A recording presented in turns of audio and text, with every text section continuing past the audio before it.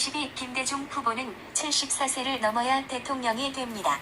박 대통령 특유의 카랑카랑한 하단전에서 울려오는 금속성 정금 내 특이한 음성이 점점 높아갔다. 최근에 새 군대의 정보조사에서 보면 내가 떨어지는 걸로 나와 있네. 국민의 여론을 신속히 바꾸지 못한다면 나는 선거에서 떨어질 거야. 미군이 완전 철수를 목표로 7사단을 모두 철수시키는데 김대중 후보는 향토 예비군을 없애겠다고 하니 그래도 국민들은 예비군 훈련을 받지 않으려고 김대중 후보를 찍겠다는 거야. 그뿐인가. 김대중 후보의 나이가 아직 46세인데 군대를 통솔해 본 경험은커녕 나이로 봐도 너무 어리지 않은가? 설상가상으로 김대중 후보는 밥만 먹고 잠만 자면 유세를 하는데 나는 대통령 직무를 봐가면서 선거운동을 해야 하니 도저히 그 사람만큼 국민을 만날 시간이 없네. 이번 선거는 8대 국회의원 선거와 맞물려 있어. 대통령 선거에만 이겨도 안 되는 입장이 아니겠는가? 청와대 윤주영 대변인과 김성진 부대변인이 만들어주는 원고로는 연설 때 별로 국민들의 반응이 시원찮아. 지난번 각하한테 말씀드린 적이 있습니다. 먼저 각하가 당선될 수 있는 숙명적인 3가지 이유를 말씀드리겠습니다. 첫째, 삼선계. 헌 시점에 미국의 닉슨은 2만 명의 미 7사단 병력을 철수를 시작했습니다. 이것은 하늘이 각하를 돕고 있다는 증거입니다. 그리고 두 번째는 김대중 후보는 74세가 넘어야 대통령이 되는 얼굴을 가지고 있습니다. 세 번째는 미군이 몽땅 철수를 하고 있는데 향토 예비군을 없애겠다는 김대중 후보의 공약 때문에 떨어지게 됩니다. 그러나 각하, 이번 당 시옷 너보다 더 중요한 문제가 있습니다. 저는 10살 때 승만 대통령한테 일본에 의해 끌어진 황실을 왜 복원시키지 않느냐고 상소문을 한문으로 써서 올린 일이 있었습니다. 국가나 지도자는 정통성이 있어야 하는데 지금 대한민국은 일본이 끌어버린 대한제국에 대해서는 말 한마디 없이 갑자기 만들어졌습니다. 일본이 패망했으면 대한제국을 부활이라고 해놓고 국회에서 다수결로 법에든지 해야 하는 것인데 권력의 눈이 어두웠던 것이죠. 각하, 다른 나라를 점령해도 그 나라의 황비를 가늠하고 목을 뺀 일은 세계 역사에 일본밖에 없습니다. 제가 14살 때 서울에 올라와 사람들에게 물어 금곡의 명성황후의 능을 찾아갔는데 명성황후와 그 며느리인 순종황후는 앞에서 시골에서 가지고 온 책 보따리를 앞에 놓고 배가 고파 의식이 몽롱한데도 3시간 동안 눈물이 멈추지 않았습니다. 형식적으로라도 황실이 부활되어야 일본이 우리를 무시하지 않고 독도를 자기들 것이라고 하지 않게 될 수 있듯이 이번 3선 개헌과 대선에서 각하가 국민으로부터 정통성과 신뢰를 잃을까봐 걱정입니다. 23 한치 앞을 모르는 엘리트 장관이 어찌 나라의 일을 봅니까? 각하. 김대중 후보의 이름에는 이상한 암시가 되어 있습니다. 지난번 말씀한 일이 있듯이 저는 초등학교 때 주역과 사서삼경 등 30여 권의 예언서와 한문 서적을 배우고 야간 중학교 때 8만 대장경을 모두 배우고 야간 고등학교 때 기독교 성경을 모두 배운 뒤 야간 대학 때 53가지의 전 세계 종교 경전들을 모두 배우고 법학, 신학, 행정학, 경제학을 전공했으며 삼성 이병철 회장의 양아들이 되어 실제 한국 최대 그룹의 운영을 맡아 노조가 없도록 특수한 비결로 관리해 왔습니다. 비록 제 나이가 어리긴 하지만 미래 예측은 한 번도 틀린 적이 없습니다. 그러나 저 역시 미국의 유엔 본부를 판문점으로 옮겨와서 미래의 한반도의 통일을 이루며 아시아 연방의 통일과 나아가 유엔을 세계 평화와 기아 해결의 세계적 본부로 만드는 지도자가 되기 위해 동서양의 모든 경전과 도덕, 철학, 문, 학, 과학을 이해하고 지키면서도 매일 아침에 출근할 때는 월요일은 어둠을 밝혀주는 달처럼 봉사를 하며 살고 화요일은 열정적으로 일하며 살고 수요일은 물과 같이 겸손하게 살고 목요일은 나 무의 자연에 감사하며 살고, 금요일은 금욕하며 살고, 토요일은 씨를 하나 뿌리면 100배 보답하는 흙의 고마움을 생각하며 남에게 해를 베풀며 살려고 노력해 왔습니다. 그러한 제가 구시대적인 언이나 하고 있다고 생각하실지 모르지만 미래의 컴퓨터 세계는 지조화와 천문지리를 꿰뚫는 선지자, 선구자, 선각자를 동시에 비한 완벽한 천재 정치인이 하는 천재 정치가 아니고서는 이 나라와 세계를 바꿀 수 없습니다. 동양에서 최초로 노벨상을 받은 인도의 시성 타골이 왜 21세기 동방의 코리아에서 동방의 등불이 나타날 때 비로소 세계 평화가 이루어진다고 했겠습니까? 그것은 마치 IQ 430인 저를 두고 한 예언 같습니다. 이미 미국의 하버드 대학과 미 육군사관학교 등에서는 동양의 역 등을 교양 과목으로 가르치고 전 세계 항공모함은 음력을 씁니다. 미국의 나사가 금, 요일 날 인공위성 발사를 피하는 이유는 주역의 오행을 따르기 때문입니다.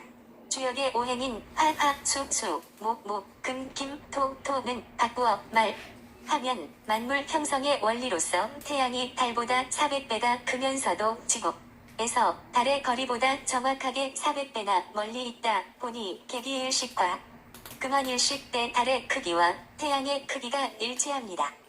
지구의 자전 속도인 시속 1609km에서 공전 속도인 시속 107,160km가 더해져서 발생하는 엄청난 원심력을 중력으로 늘려줌으로써 980d니 라는 인력으로 우리가 걸어 다닐 수 있는 것은 기적 그 자체입니다.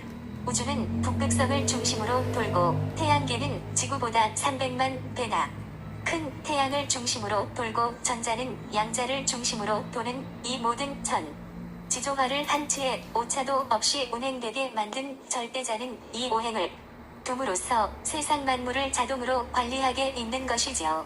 즉 금요일 우주선을 발사할 경우 태양과 달과 금성 사이에서 기권의 압력이 가장 높아 우주선의 대기권 진입이 어려워지기 때문입니다. 우주선을 쏘는 때도 이미 서양 과학자들은 주역의 오행을 이용하고 있습니다. 아침에는 굴뚝연기가 곧바로 올라가고 저녁에는 옆으로 퍼지는 것도 밀물과 썰물도 결국 달과 태양과 도행 5개의 별의 움직임 때문입니다. 얼마 전 저의 양아버지가 현 정부의 어떤 유력한 장관을 소개시켜 주시면서 꼭 그 사람의 부탁을 딱 한 번만 들어주라는 것입니다. 그래서 그 장관의 집에 갔더니 저녁 식사를 한 뒤 저에게 자기 딸이 이번에 대학 시험을 치는데 자기와 부인 그리고 아들이 모두 서울대학을 나왔는데 이 딸아이가 성적이 좋지 않아 가족회의에서 하여대로 결정을 보았는데 유일하게 서울대학을 못 가는 딸아이가 가슴 아파서 무슨 대책이 없을까 해서 걱정하던 참에 평소 저의 아버지인 이 회장을 잘 알다 보니 어린 저의 자랑을 많이 들었다는 것입니다. 서울대와 미국 하버드 대학을 나온 장관도 자기 가정의 일 하나를 해결 못하며 한치 앞을 모른다는 사실입니다. 공부를 다 시킨 후에도 아무리 자식을 성공시켜 놓아도 며느리나 사위 한 번 잘못 만나면 그 가정은 끝나는 것입니다. 그런데 남 얼굴 하나를 제대로 볼 줄 모른다는 것이 얼마나 무서운 것인지 사람들은 예사로 생각합니다. 이승만 대통령이 이기봉 하나 잘못 만남으로써 4.19를 만났습니다. 그러나 그 반대로 유방은 장자방을, 유현덕은 제갈공명을, 바보, 온달은 평강공주를 만남으로써 뜻을 이루었습니다. 자기 운전기사로 채용해야 할 사람을 부통령을 시킨다면 어찌 되겠습니까? 핸들이 둥글다고 핸들을 타이어로 사용하면 되겠습니까? 사람을 적재적소에 정확하게 그 사람의 소질에 맞추어 한치의 오차도 있을 줄 알아야 합니다. 그래서 저는 그 집의 방위를 먼저 보았습니다. 강남 방향이었으며 이화여자대학과 서울대학의 방위를 보았더니 그 학생이 이화여대를 가면 영락없이 떨어지게 되어 있지 않습니까? 그 여학생의 얼굴이 그쪽 방향과 상극을 이루고 그 해가 또한 그쪽과 상극이었으니 아무리 성적이 좋아도 이화여대는 떨어지게 되어 있는 것입니다. 그래서 나는 서울대학 쪽과 그 학생의 집과 학생의 얼굴을 보니 아무리 성적이 나빠도 서울대학에는 시험만 치면 붙게 되어 있었습니다. 주역에서 가장 어려운 것이 방위학입니다. 나는 방위를 그 여학생을 서울대학에만 집착하는 인류경 자체는 용납할 수 없었지만 양아버지를 생각해서 참았습니다. 얼마 뒤 여유 있는 점수로 서울대학에 합격되었다는 연락을 받았습니다. 지금 저는 저의 양아버지인 삼성그룹의 이병철 회장님의 일을 도와주고 있는데 인류대학 박사과정을 거친 수십 개의 계열회사 사장들을 보면 꼭 유치원생을 절벽 위에 올려놓은 것처럼 불안해 보입니다. 격리 담당 상무 인선과 공장 부지 빌딩 하나 짓는 것까지 저를 거치지 않으면 장님들입니다.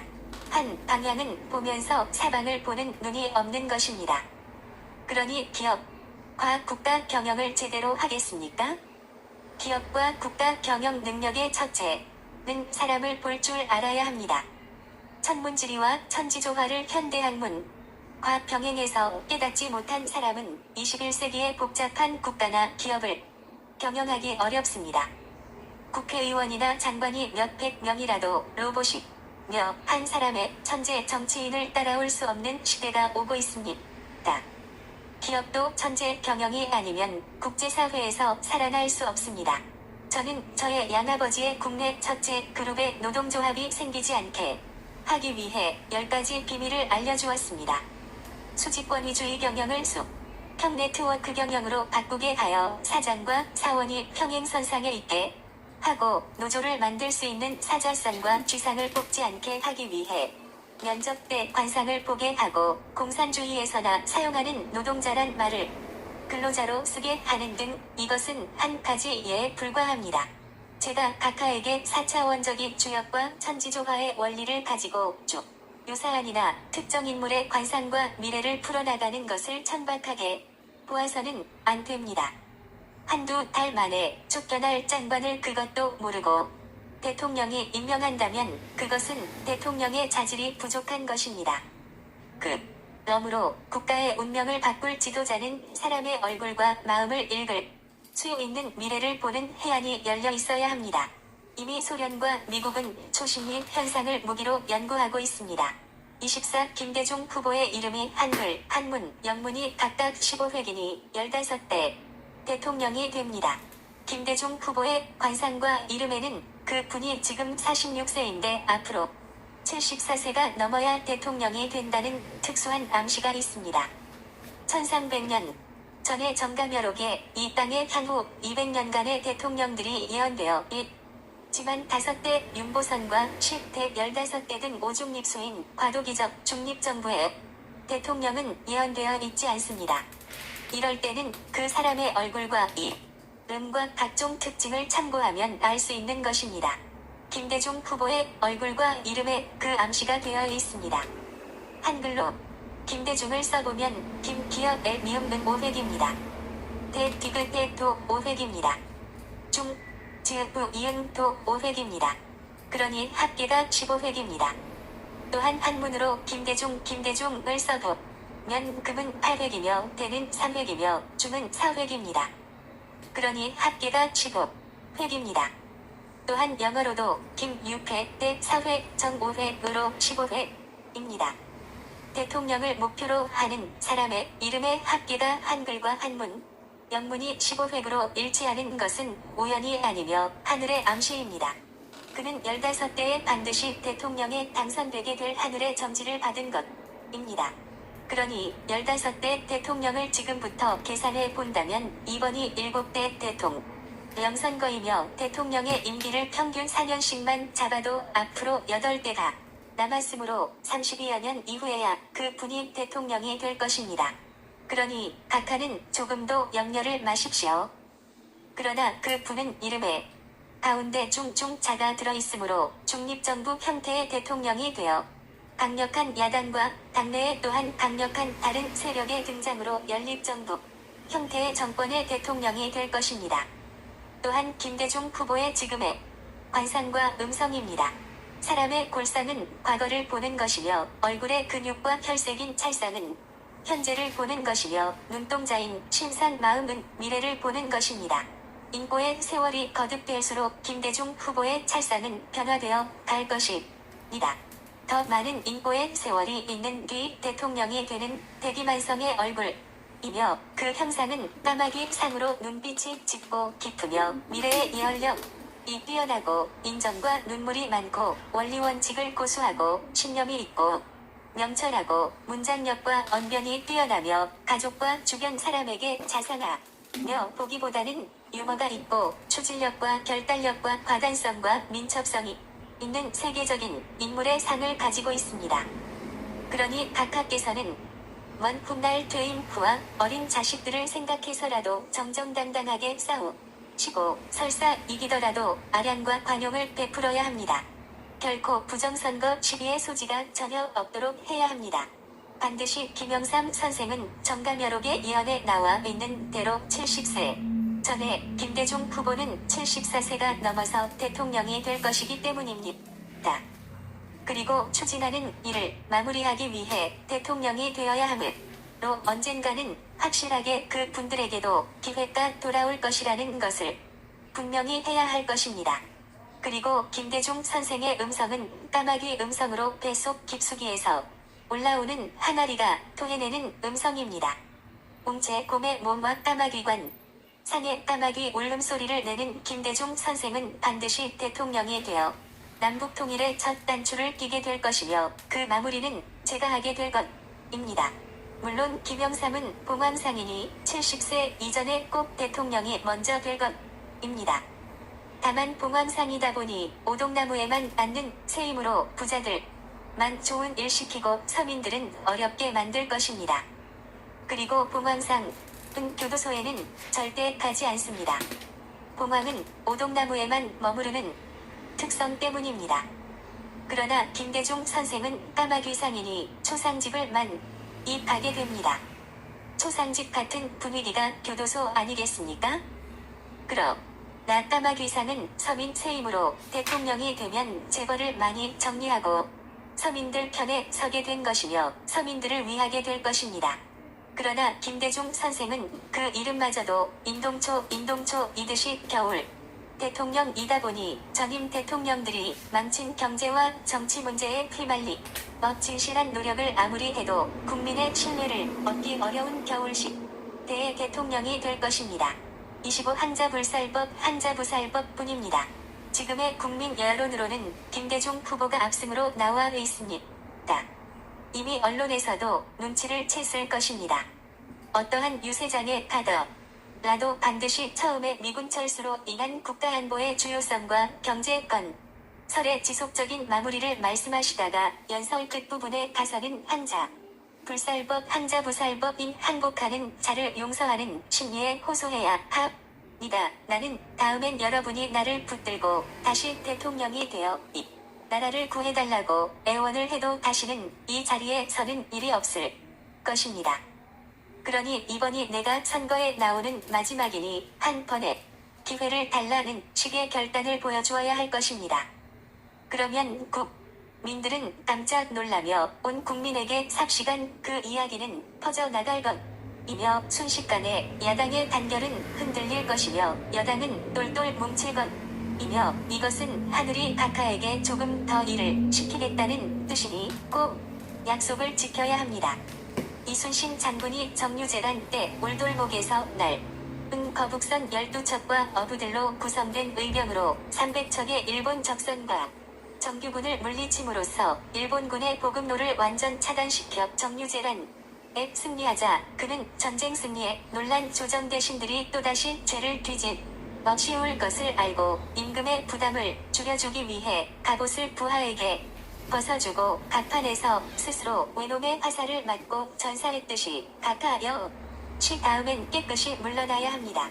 그 뒤 박 대통령은 나의 말대로 장충단 유세에서 강조함으로써 모든 언론과 국민의 감정을 단시간에 바꾸어 제7대 대통령 선거에서 아슬아슬하게 김대중 후보를 앞서게 되었다. 94만 6,928표 차로 당선된 박 대통령은 나의 선견지명과 선거 전략으로 얻은 결과를 보고 놀라워했다. 그러나 나의 삼선 개헌 반 대화 개헌을 한 이상 이번을 마지막 임기로 정리하고 물러나야 한다는 말이 박 대통령에게 짐이 되었을 것이다. 또한 삼선 개헌으로 얻은 대통령의 임기가 너무 짧다는 나의 지적과 그것이 또다시 대한 문제를 일으키게 될 원인이 될 것이라며 보다 솔직한 개헌법 다른 임기 연장을 요구하던 나의 간곡한 당부가 자꾸만 박 대통령의 심기를 괴롭혔다.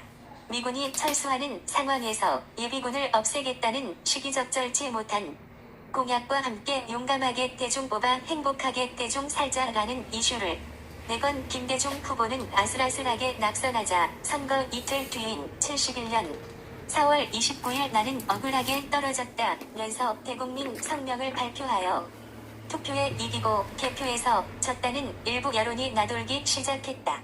26 위기에 박 대통령 당선시킨 닉슨과 S 종교단체의 비교조 논산훈련소 신병교육을 마친 나는 군 경험을 쌓기 위해 보병으로 최전방의 병사들과 지내보고 싶어 전방으로 가기를 원했으나 청와대 부근에 있는 옛 방첩대본부로 발령을 받아 군복이 아닌 사복을 입고 머리를 기른 채 특수 임무를 맡아 언제든지 박 대통령이 부르면 달려올 수 있는 위치에 있게 되었다. 7대 대통령 선거가 끝난 뒤 박 대통령은 급히 나를 불렀다. 각하, 3선에 당선되신 것을 축하드립니다. 이번 당선은 닉슨 대통령이 당선시켜 드린 겁니다. 대통령 선거 운동 기간인 3월에 때맞춰 미 7사단 미사일 부대와 2만 명의 미군 철수가 시작되지 않았다면 아마 각하는 250만 표 차이로 김대중 후보에게 낙선했을 겁니다. 남북 교전 상태에서 전체 미군 3만 2천 명 중에 2만 명을 철수시켰으니 국민의 불안이 극에 달한 것이 선거에 영향을 주었습니다. 그것도 있지만 그것만이 아니었어. 내가 5.16 혁명을 일으킨 그때 사형 집행을 기다리고 있던 S 종교단체의 피입 교주가 있었지. 그 사람은 혁명 때문에 그날 죽지 않고 살게 되고 내가 조사를 해봤더니 타종교 단체의 모함을 많이 받은 것 같아 감형을 해준 일이 있었는데 내가 이번에 위험한 것을 알고 그 교주의 신도가 단체로 생활하던 곳에서 상당한 표가 나를 찍은 바람에 94만 표를 앞설 수 있었던 거야. 그러니 그때 내가 그 사람을 살려주지 않았다면 내가 이번에 물러날 뻔했지. 자네만 알고 있네. 자네는 미군이 얼마나 더 철수할 것으로 보나? 닉슨은 어려서부터 여러 어려움을 극복하며 원리원칙을 한치도 벗어나지 않은 신념의 인물로서 법률가로서 정치인으로서 대통령이 되기까지 그 분은 너무나 인간적인 정치인입니다. 케네디와 닉슨은 모든 민족의 공존을 인정하는 철저한 동성화해 주의자입니다. 그것이 아마 미국을 움직이는 방위산업체인 5월 민주주의자들의 표적이 될 수 있는 것이 문제입니다. 닉슨도 케네디처럼 위험합니다. 아이젠하워와 존슨은 미국의 방위산업 재벌들의 눈에 미움을 사지는 않았습니다. 그래서 그들은 지역 분쟁과 긴장을 고조시키며 미국의 방위산업을 철저히 배불리게 해주는 정책을 폈습니다. 존슨은 대통령이 되자마자 월맹을 폭격하여 월남전을 확장했습니다. 그런데 평화주의자요 원리원칙주의자인 닉슨은 방위산업체에 도움을 완강히 거절한 채 홀로 대통령이 되었습니다. 27 박 대통령과 닉슨, 케네디의 공통 숙명. 냉전을 종식시키기 위해 중국과 수교를 하며 1969년 7월 괌에 닉슨 독트린에서 보듯이 아시아인의 안보는 아시아인의 손으로 라는 말에 의한 미 제7사단 2만 명의 주한미군의 철수야말로 닉슨이 머지않아 월남에서도 손을 뗀다는 결론을 얻을 수 있게 했습니다. 이런 정책은 케네디의 정책과 똑같습니다.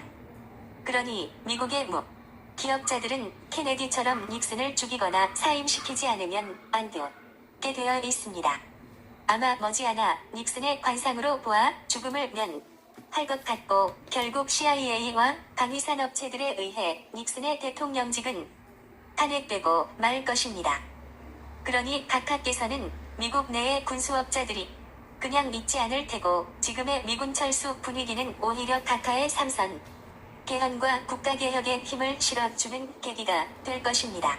미국이라는 나라는 방위산업이 먹여 살리는데 닉슨이야말로 미국 이 진정한 경제 발전을 위해서는 지나치게 방위산업에 의존하여 세계 약소국가들을 전쟁으로 희생시켜 미국의 이익을 취하는 행위는 미국의 야만적 처사로 결론지은 훌륭한 정치인이었습니다. 그러나 현실은 결국 그를 가만두지 않게 될 것입니다. 닉슨은 타협을 모르는 정의로운 사람입니다. 눈을 자세히 보니 방위재벌들은 결국 닉슨을 제거하고 다음 새로운 로봇 대통령을 탄생시키고 말 것입니다. 닉슨은 타협이 없습니다. 청룡상인 닉슨이 물소의 몸 위에 은이 머지않아 죽거나 미국 역사상 처음으로 쫓겨나게 될 것입니다. 국민이 가난의 도탄에 빠져 한치 앞을 볼 수 없는 먹구름이 좌우할 때만 청룡이 나타나는 것이며 보릿고개가 끝나고 햇볕이 날 때는 청룡은 소리 없이 떠나야 하는 것이 청룡상의 결점입니다. 그러니 카카는 닉슨처럼 항상 떠날 준비를 하고 살아야 합니다. 인간이 가장 정의롭고 진실한 사람의 눈에는 불꽃이 살아 움직이는 듯한 염체인 전기가 있는데 카카와 저의 눈에는 모두 이 전기가 있습니다. 그런데 전기가 유지되려면 네 가지의 기가 조화를 이뤄 주어야 그 전기가 오래갑니다. 마음에는 포용력의 온기가 있어야 하며 얼굴에는 사랑의 화기가 있어야 하며 몸에는 강의 활기가 있어야 하며 생활에는 청빈의 윤기가 있어야 합니다. 카카와 닉슨과 케네디는 그 마지막이 비슷하게 됩니다. 닉슨은 아마 70년대 중반에 사망하거나 쫓겨날 것입니다.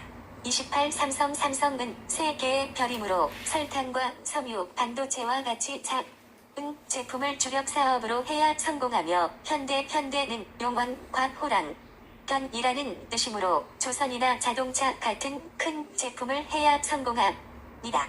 자네 말을 들으니 옛날 생각이 하나 떠오르는군.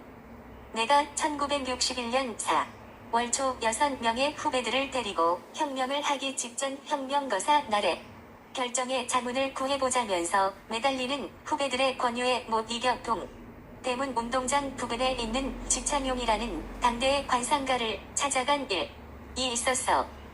물론 허름한 작업복으로 위장을 하고 갔지.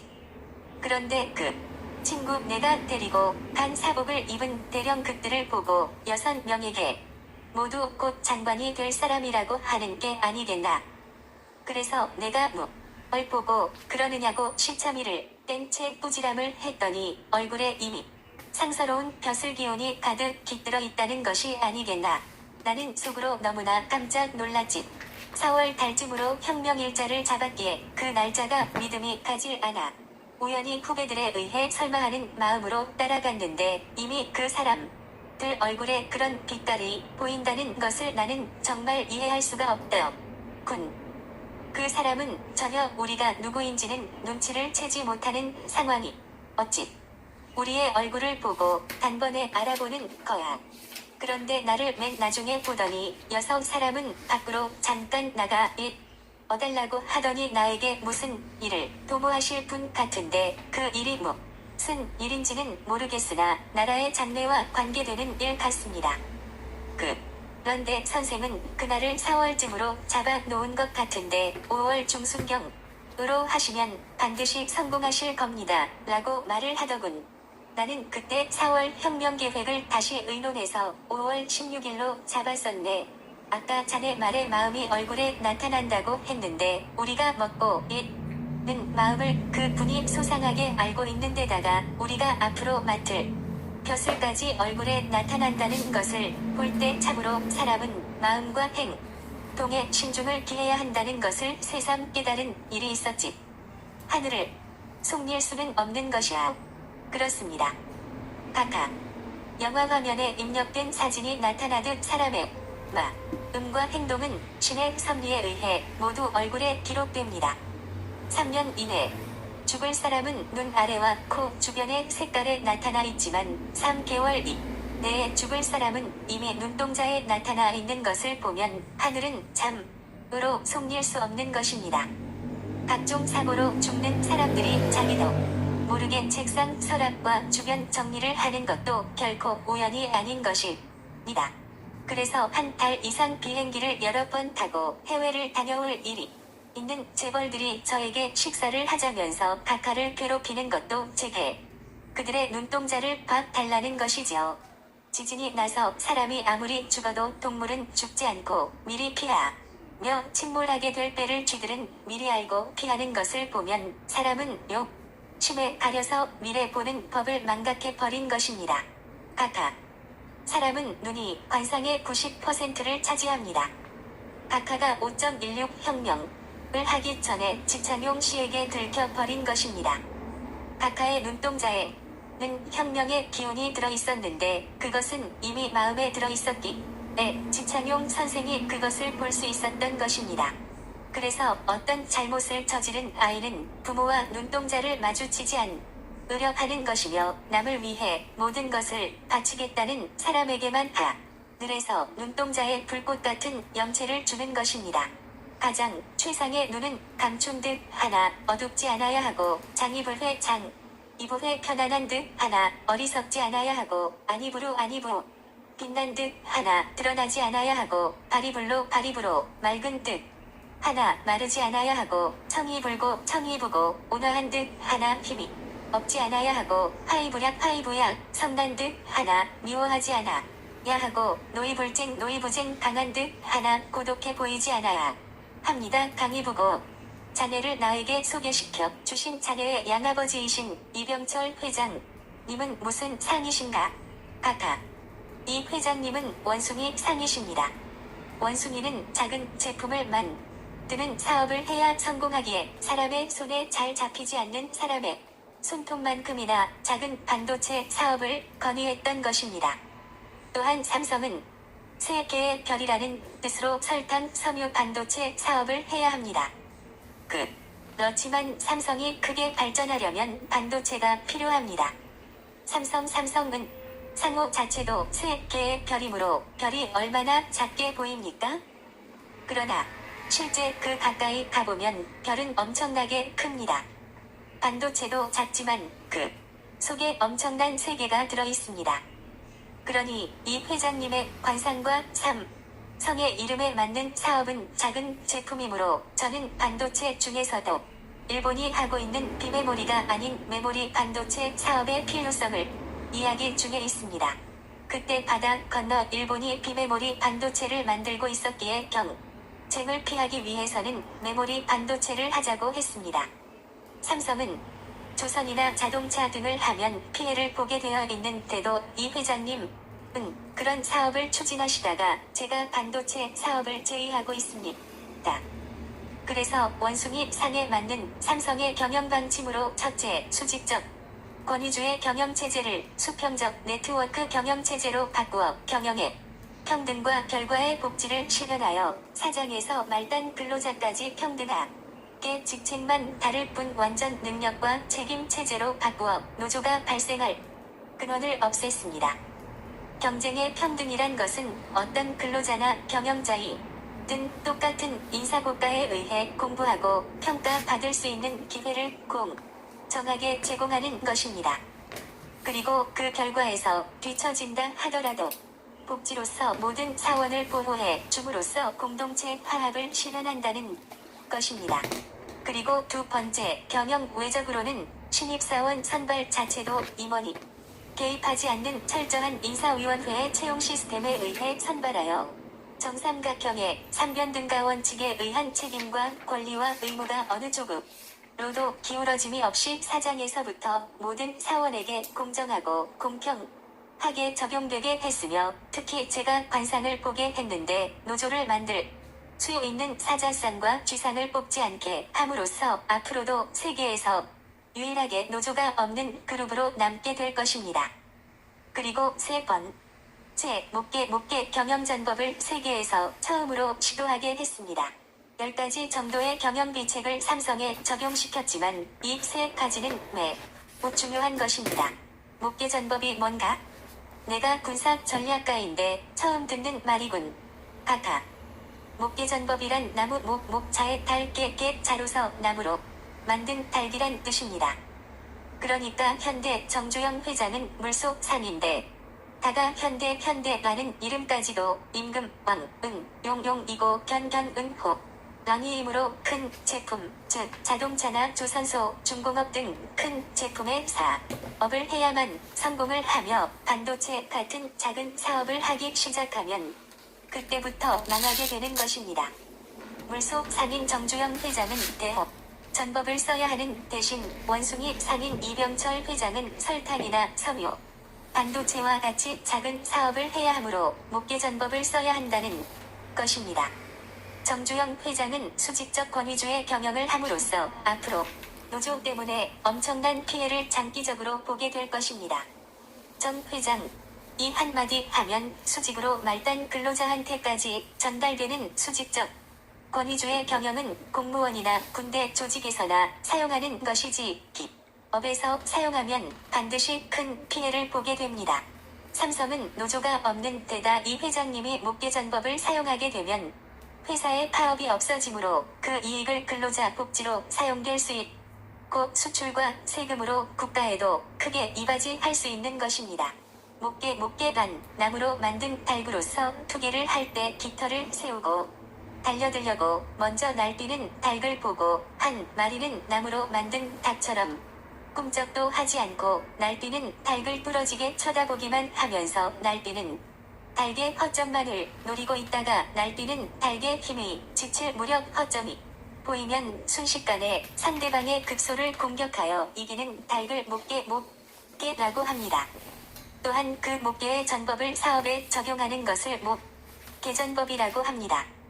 다른 기업들이 깃털을 세우고 닥치는 대로 대형 사업 진출을 위해 정부와 줄을 대면서 승승장구하더라도 삼성은 설탕이나 만들면서 절대로 그런 사업에 뛰어들지 않고 있다가 반도체라는 급소 하나로 언젠가는 삼성이 모든 대기업들을 평정할 수 있을 것입니다.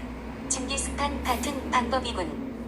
자네 그 삼성에서 뽑지 않는다는 사자상과 쥐상은 어떤 얼굴인가? 사자상과 쥐상은 얼굴의 특징이 뚜렷해서 두 명의 관상가를 불러서 제가 관상 보는 방법을 제대로 가르친 다음 삼성의 최종 면접에 투입했으면 면접관은 다라는 문항에 체크만 하면 되게 했습니다. 즉 사자상과 쥐상이면 다에 체크를 하고 관상이 아주 좋으면 다에 체크를 하게 했습니다. 아무리 필기 점수가 좋아도 다에 체크만 되면 탈락시키게 했습니다. 사자상은 그 눈과 음성이 사자를 연상케 하는 상입니다. 이런 사람을 운전기사로 고용한 사람은 대부분 운전사와 함께 교통사고로 죽게 되거나 크게 다치게 되며 기업의 사원으로 채용하면 모든 대인관계나 업무를 네거티브하게 부정적으로 바라보는 특징이 있습니다. 왜 이런 사람을 운전기사로 고용한 사람이 많이 죽게 되는가 하면 사자처럼 용감한 데다 자존심이 강하여 남을 부정적으로 보다 보니까 다른 운전기사가 추월을 하면 그것을 못 참고 끝까지 중앙선을 넘어서라도 그 차를 따라 잡아야 하는 성격이다 보니 사고를 많이 내게 되는 상입니다. 사자상은 비행기 조종사들 가운데 많이 있습니다. 사고가 나면 반드시 승객과 함께 죽는 사람들입니다. 이런 상을 사원으로 뽑으면 결국 회사 내에서 노조를 만들어 회사의 문제점을 붙들고 무한투쟁을 하게 되면 중소기업인 경우에는 경영권까지 빼앗아 갈 수도 있습니다. 쥐상은 경영권을 뺏지는 않지만 회사의 약점을 빼내서 외부에 알리고 회사의 기술 비밀을 몰래 빼내서 비슷한 회사를 차리기도 하며 노조에 적극 가담하는 머리가 뛰어난 상입니다. 쥐는 임금의 발밑에도 있지만 지붕에 올라가 임금 머리 위에까지 올라가는 등 기업 경영자들이 절대 뽑아서는 안 되는 얼굴이므로 쥐상이나 사자상은 개인 기업을 직접 하는 게 좋습니다. 관상을 볼 줄 모르는 사람들은 어떻게 하면 그런 사람을 피할 수 있겠나? 같아. 올바른 생각과 행동을 하는 사람은 절대 자연이 좋은 사람과 좋은 징터와 좋은 산소 자리를 만날 수 있습니다. 관상을 볼 줄 모르는 일반 사람들이 피할 수 있는 방법으로는 석가의 팔풍팔, 풍화, 팔상, 팔관, 팔정도, 나, 예수님의 팔복과, 팔사와 십계명, 그리고 주자의 팔조목이나 공자의 구사도는 행동 하나하나 할 때마다 실천하면 됩니다. 공자의 대하의 구사도란 사람이 하나의 행동을 할 때 항상 9번 생각하라는 것이며, 석가의 팔정도 역시 하나의 행동을 할 때마다 8번을 생각하라는 것이며, 예수의 팔복과 팔사는 8번 생각하라는 것입니다. 그러니까 공자와 주자의 도는 형식을 쭉 유시하고 기독교와 불교의 도는 형식을 타파하는 것이니 서로 상반되지만 궁극적으로는 이 세 가지를 지키는 것이 바로 사람이 모든 재앙을 피할 수 있는 비결이 되는 것입니다. 사람이 하나의 행동을 할 때, 즉 가게 자리를 하나 얻어서 무슨 장사를 해보려고 할 때 석가의 팔정도대로 8번을 생각해 본다. 면 첫째, 정견으로 사업 장소와 사업 종목을 직접 잘 보아야 하고, 둘째, 정사는 집에 가서 바른 생각을 해보고, 셋째는 정언으로 계약을 하겠다는 말을 집주인에게 하고, 넷째는 행으로 돈을 주고 가게 계약을 행동으로 옮겨야 하는데, 다섯째는 정명으로 그 가게에서 하고자 하는 업종이 하늘을 보아 부끄럽지 않은 천직인지 잘 생각해보고, 여섯째, 정치는 내가 사업을 하고자 하는 사업이 내 자식이나 세상 사람 앞에 부끄럽지 않은 사업인가를 생각해보고, 이 6가지에 한 개도 걸림이 없을 때는 일곱째, 정지로 올바른 사업을 하겠다는 뜻을 세우고, 여덟째, 정정으로 비로소 행동으로 옮긴다는 것입니다.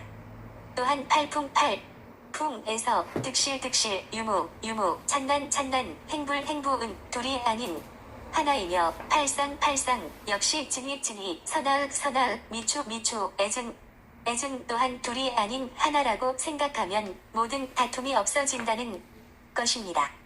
하나의 행동을 할 때 8번의 절차가 있는 불교의 빛의 공자는 9번의 절차를 거치도록 하고 있습니다.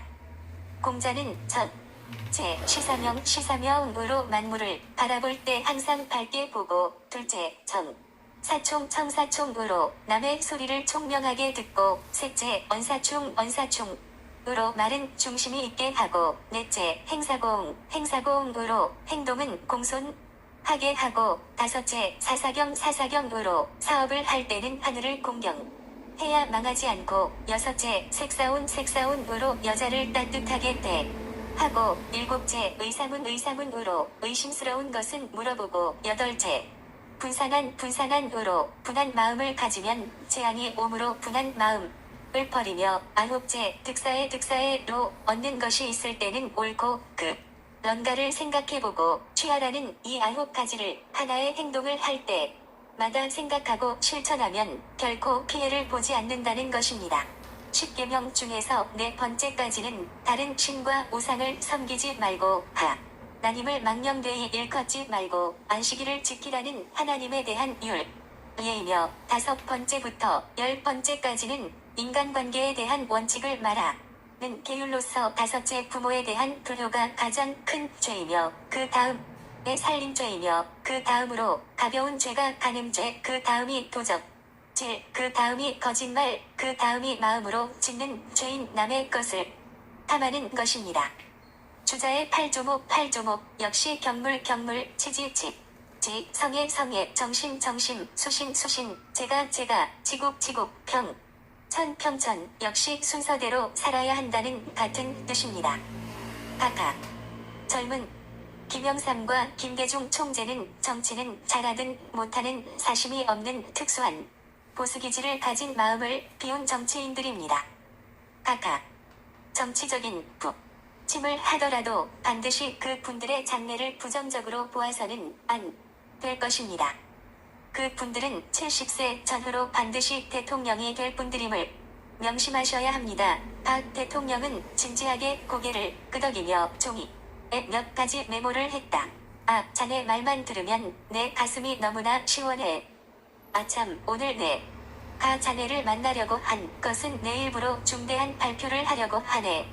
내가 삼선 개헌으로 대통령이 되다 보니 학생들이 가만히 있질 않아. 그래서 교육법을 개정하기로 했어.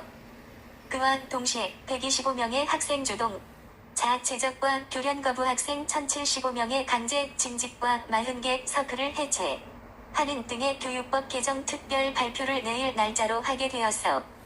자.